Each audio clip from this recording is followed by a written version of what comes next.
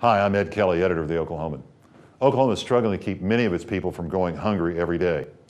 This hardly is a new problem in our state, but a relatively good economy, particularly compared to what's going on nationally, belies the fact that too many folks around us suffer from hunger.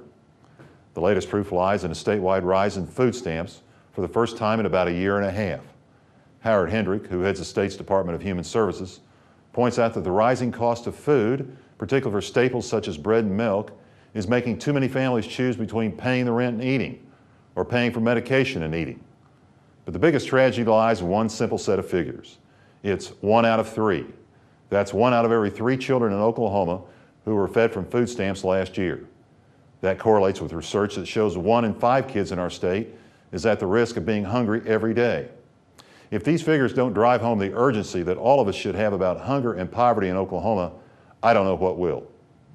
Meeting this critical need is complicated by other factors.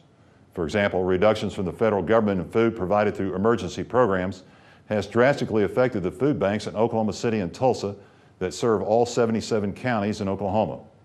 As Rodney Bivens, who runs the Regional Food Bank of Oklahoma, notes, the amount of food the food bank receives through that program has dropped some 20 million pounds in the last 5 years.